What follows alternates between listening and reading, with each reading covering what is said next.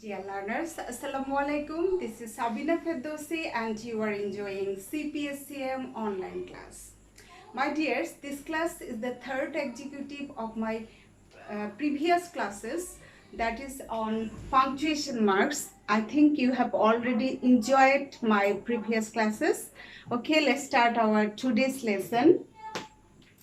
Today we will focus on full stop, question mark, quotation marks, colon marks and semicolon.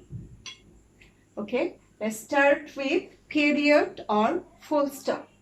Here is the symbol of full stop. You know, a full stop is used at the end of a sentence, especially at the end of the sentence, assertive sentence or imperative and objective. Here is an example. I see the house. You have already learned that after using the punctuation mark, you will have to underline the used word. Okay. Now the next one, full stop or period is used for abbreviation. মানে বড় একটি ওয়ার্ডকে সংক্ষিপ্তকরণে আমরা full stop ব্যবহার করি. For example, Mr. is used as abbreviated form here. Mr. So full stop is used. Doctor and USA for United States of America. So full stop is used to abbreviate the words. Okay. Now go for the next one. Full stop is used at the end of an indirect question. You know that after question mark is used. But if the sentence is in indirect speech, then even after the question, the full stop will be used. For example, the instructor asked the students what they were doing. So here, instead of question mark, full stop will be used. So you'll have to be conscious regarding this. Okay, let's go for the next slide. Question mark. You know, at the end of an interrogative sentence, a question mark is applied. For example, do you read newspaper? You know this very well. And the next one, after the statement of question tag. And the question tag, you notice the example, I am me without my hair. This is the statement. Then a question is tagged here, that is ain't I. So if after the statement, after assertive sentence, if there is any question added, then you will have to apply question mark. Okay. And the next one, most interesting and important one, that is to express surprise and annoyance after assertive sentence. এমনকি আমরা assertive সেন্টেন্সের পরও question mark ব্যবহার করব, তবে assertive সেন্টেন্সটি অবশ্যই একটি বিস্ময় অথবা বিরক্তি প্রকাশ করবে, এরকম একটি সেন্স ইন্ডিকেট করবে। For example, you say the first one, you have cut off your hair. This is an assertive sentence. তুমি তোমার চুল কেটে ফেলেছো, asked Jim. কিন্তু এই অ্যাসার্টিভ সেন্টেন্সের পরে আমরা কোয়েশ্চেন মার্ক অ্যাপ্লাই করেছি, কারণ প্যাসেজটি পড়ে আমরা বুঝতে পেরেছি here Jim is very much surprised to see that Della had cut off her hair. He was shocked. So এখানে যেহেতু এখানে তার সারপ্রাইজ প্রকাশ পাচ্ছে, এর জন্য অ্যাসার্টিভ সেন্টেন্সের পর আমরা কোয়েশ্চেন মার্ক অ্যাপ্লাই করেছি। The next one, you say your hair is gone. তুমি বলছো যে তোমার চুল কেটে ফেলেছো। He said with an air almost of idiocy. Just যেন তার বোধ হারিয়েছে, একটা বোকার মতো সে বলছে, তুমি বলছো তোমার চুল কেটে ফেলেছো। এই অংশটি তার সারপ্রাইজ প্রকাশ করছে। এর জন্য আমরা after assertive sentence we are apply question mark. এই সেন্সটি তোমার প্যাসেজ ন্যারেশনেও খুব কাজে লাগবে। প্যাসেজ ন্যারেশনে from direct speech to indirect speech, এই ধরনের সেন্টেন্স যদি দেখো after assertive sentence there is question mark, তাহলে তোমাকে এক্সপ্রেশন দিতে হবে যে বিং সারপ্রাইজড অথবা being annoyed. Okay, will describe this in detail at the class of narration. Let's go for the next one. Colon mark. Here is the symbol and here are uses of colon. A colon is used before a list or a quote. আমরা যখন কোনো list বা কোনো তালিকা দিতে যাই তখন ওই তালিকা বোঝাতে বা তথ্যগুলো দিতে তার আগেই আমরা এই কোলন মার্ক ব্যবহার করি। Here is an example. There are many punctuation marks. For example, মানে for example অর্থে, for example period, comma, colon and others. তাহলে আমরা কোনো তালিকা দেওয়ার শুরুতে কোলন মার্ক ব্যবহার করি। Number 2, a colon is used to separate hours and minutes. ঘন্টা এবং মিনিটের মাঝে পার্থক্য বোঝানোর জন্য আমরা কোলন চিহ্ন ব্যবহার করি। For example, the time is 2:15. 2:15। তাহলে আমরা ঘন্টা এবং মিনিটের ডিমার্কেশন করেছি by applying colon mark. And a colon is used to separate elements of a mathematical ratio. আমরা অনুপাতের অঙ্ক করার সময় দেখেছি কোলন মার্ক ব্যবহার করেছি। The ratio of girls to boys is 3:2. এখানে ইস্টুটা তোমার কোলন দিয়ে বোঝানো হয়েছে। A colon is used in dialogue. আমরা ডায়লগেও কোলন ইউজ করি। For example, Turya, here is colon mark, is saying hi to Rakin. Here is colon mark and Rakin is answering hello. So আমরা ডায়লগেও কোলন ব্যবহার করি। I think this is very much clear to you, the application of colon.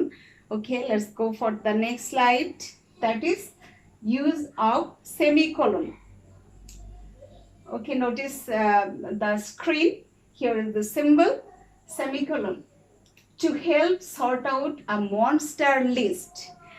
আমরা আগে পড়েছিলাম use of comma. To separate elements from the list we use comma. একটা লিস্টে বিভিন্ন এলিমেন্টকে সেপারেট করার জন্য কমা ব্যবহার করি, কিন্তু এখানে লিস্টই হচ্ছে একটা মনস্টার লিস্ট যেখানে শুধু কমা ব্যবহার করলেই চলছে না। সেই ক্ষেত্রে আমাকে সেমিকোলন দিয়ে ওই লিস্টের এলিমেন্টসগুলোকে ডিমার্কেট করতে হবে। So please notice the example. Some important dates in history of Bangladesh are February 21st, 1952. এখানে আমরা কমা দিয়েছি ফেব্রুয়ারিতে, ফেব্রুয়ারি 21st, 21। তারপর সেমিকোলন দিয়েছি 1952, 1952। Then March 26, 1971, semicolon, and December 16, 1971. এখানে আমরা ফেব্রুয়ারি 21st কমা দিয়ে আলাদা করছি, আবার 1952 সনের 21শে ফেব্রুয়ারি এটাকে সেমিকোলন দিয়ে আলাদা করছি। 1971 সনের 26শে মার্চ এবং 71 সনের 16 ডিসেম্বর এটাকে এরকম লম্বা দীর্ঘ দানবীয় লিস্টকে আলাদা আলাদা করে বোঝানোর জন্য আমরা সেমিকোলন ব্যবহার করছি। And the next, to separate closely related independent clauses. দুটি ইন্ডিপেন্ডেন্ট ক্লজ আমরা সাধারণত কোথায় পাই? কম্পাউন্ড সেন্টেন্সে। তবে সেখানে একটি কনজাংশন যুক্ত থাকে, and, but, or, otherwise ইত্যাদি। কিন্তু যদি কম্পাউন্ড সেন্টেন্স কিংবা এরকম দুটি ইন্ডিপেন্ডেন্ট ক্লজ পাশাপাশি থাকে এবং একটি অপরটির সাথে সম্পর্ক যুক্ত থাকে, ক্লোজলি রিলেটেড থাকে, কিন্তু মাঝখানে যদি কোনো কনজাংশন না থাকে, সেই ক্ষেত্রে তুমি তো পাংচুয়েশনে কোনো কনজাংশন ইউজ করতে পারবে না। তোমাকে জানতে হবে যে who replaces conjunction. আমরা এখানে দেখেছি to replace conjunction a semicolon is used. For example, I want to buy a car, I don't have enough money. এখানে তোমার কি মনে হয়? আমি একটি গাড়ি কিনতে চাই, আমার পর্যাপ্ত টাকা নেই। তাহলে দুটি ক্লজ হচ্ছে রিলেটেড, দুটি ইন্ডিপেন্ডেন্ট ক্লজ, কিন্তু মাঝখানে একটি বাট থাকলে মিনিংটি কমপ্লিট হতো। But is not available here. In this case, we can apply semicolon. I think this concept is clear to you, okay? And here, quotation marks. My dears, notice there are two types of quotation marks. One is double quotation and another one is single quotation. So now the use of quotation marks. Quotation is used to enclose direct speech. আমরা সাধারণত narration করার সময় দেখেছি direct স্পিচে ব্যাপকভাবে quotation apply করা হয়েছে। তার মানে কোনো বক্তার বক্তব্য উদ্ধৃতি করার জন্য আমরা কোটেশন ব্যবহার করি। কোটেশন ওই বক্তব্যটাকে আবদ্ধ করে দেয়, এনক্লোজ করে দেয়। Yes, just an ice cream and coffee, said the lady guest. So lady guesটের স্পিচ আমরা কোটেশনে অ্যাপ্লাই করেছি, ডাবল কোটেশন এখানে অ্যাপ্লাই করেছি। and used to enclose quotations, কোনো রাইটারের বক্তব্য, কোনো রাইটারের কোনো লেখার কোনো উদ্ধৃতি কিংবা কোনো তার সৃষ্টিকর্ম কেউ কোট করতে গিয়ে আমরা কোটেশন ব্যবহার করি। For example, Hamlet. Hamlet is written by William Shakespeare. Hamlet is the famous tragedy of William Shakespeare. এখানে হ্যামলেটের লেখাটাকে কোট করার জন্য, নামটিকে কোট করার জন্য আমরা কোটেশন অ্যাপ্লাই করেছি। এই ক্ষেত্রে সাধারণত সিঙ্গেল কোটেশন ব্যবহৃত হয়, তবে সিঙ্গেল কোটেশন এবং ডাবল কোটেশন সাধারণত প্রায় সব জায়গায় অ্যাপ্লাই করা যায়। শুধু সিঙ্গেল কোটেশনের একটা স্পেশাল ব্যবহার রয়েছে, সেটা হচ্ছে কোটেশনের ভিতর যদি আরো কোটেশন দেই সেই ক্ষেত্রে অবশ্যই সিঙ্গেল কোটেশন অ্যাপ্লাই করতে হবে। For example, single quotation marks are used most frequently for quotes within quotes. Why did she call the man a traitor? এখানে ইনভার্টেড কমার মাঝে আমরা দেখতে পাচ্ছি একটি স্পিচ, এর ভিতর আবার আরেকজনকে ট্রেইটর বলে মন্তব্য করা হয়েছে, তার স্পিচ উদ্ধৃত করা হয়েছে। তাহলে তোমার কোটেশন উইদিন কোটেশনে অবশ্যই আমাদেরকে সিঙ্গেল কোটেশন অ্যাপ্লাই করতে হবে। Is it clear to you? Okay, you will have to be conscious regarding this application of quotation marks while writing punctuation marks. And my dears, here's the homework and test your understanding, solve these questions. I think that you are enjoying all the classes and developing your knowledge and understanding skill. And if you do this, then our efforts will be successful. Okay? Okay, thank you for watching the video. And next time we will meet again with a new topic. Till then, Allah Hafiz.